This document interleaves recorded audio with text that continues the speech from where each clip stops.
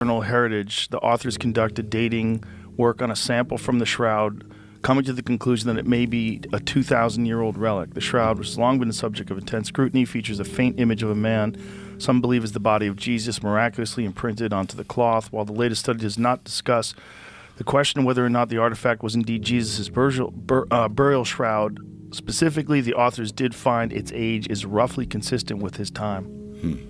Oh. Yeah. I think, isn't the Smithsonian guy... Discovery about the Shroud of Turin could shake the very foundations of many beliefs. This controversial artifact holds immense significance in Christianity, and Dr. Taylor Marshall's podcast is about to add even more weight to this revelation. Just recently they verified the Shroud of Turin. Have you seen that? I've been reading about it, and I know that there's some contention, there's some discussion and debate about it. On his eyes that were minted by Pontius Pilate had pollen grains that were from Jerusalem, matched bloodstains on the Sudarium of Oviedo that is attributed to Jesus. But they used to think that it was only a couple hundred years old. Yeah. And now they've changed that. Yeah, they said no, it is back 2 decades ago, I believe it was, maybe even longer ago than that. They ran tests on it, and the tests showed that this object had to be from the 13th century because of the fabric employed. But they took tiny little cuts out of it to do this. So it wasn't the original? So they said some decades ago. Now, they're working on it again. And the latest research with up-to-date scientific equipment has shown that no, the fabric from this other part of the shroud from which they took the sample is 1st century. They also don't understand how it was made, which to me is very fascinating because it's not paint. They don't know what caused the image itself and how that technology would have even been available. And had a burst of ultraviolet radiation that caused a 3D image of this crucified body. It wasn't, no. A couple thousand years ago. An intense light, atomic, to leave almost like a photographic imprint on a piece of cloth. The evidence supporting the Shroud of Turin's authenticity is compelling, making it hard for an open-minded person to dismiss. But let's take a pause for a moment because things are about to get really important, and you might want to pay close attention now because this all ties to the new evidence revealed towards the end of the video. Recent scientific examinations conducted on the renowned Shroud of Turin have unveiled that the flax utilized to weave the linen originated in the Middle East. The findings from isotope tests offer fresh evidence suggesting that the shroud is indeed the authentic garment used to enshroud the body of Jesus Christ after his crucifixion. Yeah. And it's wild. Pull that up. Pull the Shroud of Turin up. Oh, yeah. It's wild to look at because it's so interesting. Oh, yeah. And you can see it, that it depicts a 1st century Hebrew male because the hairstyle was from the 1st century. The photograph's negative revealed what many had long believed through popular piety, the outline of a man imprinted on the cloth. While we may never know the identity of this man, science has allowed us to ascertain numerous details about his cause of death. Yeah. Scourged, beaten, Yeah. the wounds on the thorns, the hands, the feet, and the scourging. Are clearly visible. The arms are slightly turned outward from the elbow, with the left hand resting over the right. A bloodstain is evident on the left wrist, likely from 2 blood flows originating from the same wound, reflecting the different positions assumed during crucifixion, supporting the weight on legs and feet, and hanging from the wrists. Only 4 fingers of each hand are visible. Dr. Pierre Barbet, in his book A Doctor at Calvary, explains that the thumb is hidden in the palm due to a contraction reflex caused by a lesion of the median nerve in the wrist. Although popular crucifixion art rarely depicts nails through the wrist, the shroud shows bloodstains on the arms indicating blood flowed upward from a square-shaped puncture wound on the wrist.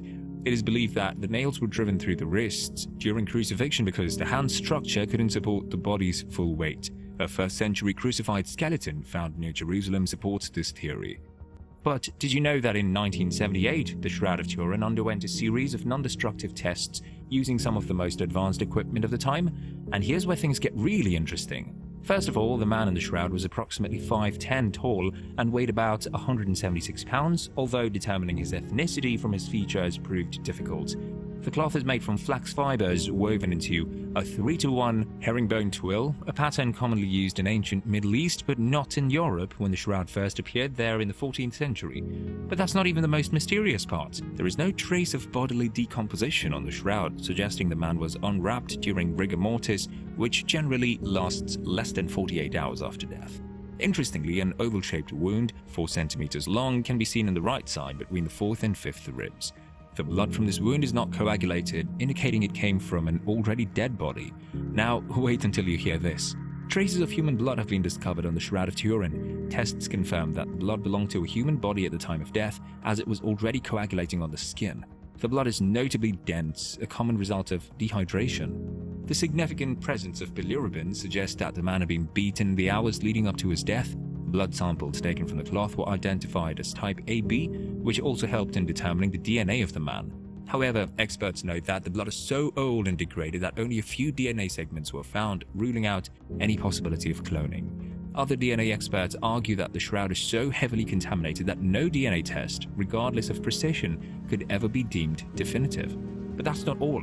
The man's chest, back, and legs bear over 100 small round marks, less than an inch in size, caused by tearing and subcutaneous bleeding. These wounds, grouped in 2s and 3s, seem to have been inflicted by flogging with a Roman flagrum, a wooden stick with multiple strings tipped with barbell-shaped lead balls. The pathology of the image on the shroud also indicates that the man was beaten by 2 individuals, one on the right and one on the left.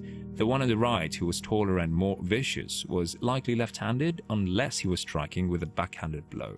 Large rectangular bruises below both shoulder blades and above the right shoulder blade suggest the weight of a heavy, tough object, possibly the horizontal beam of the cross that convicted prisoners sometimes had to carry to their execution site. On the frontal image of the shroud, the imprints of the upper limb, refuting claims that it was a medieval European forgery.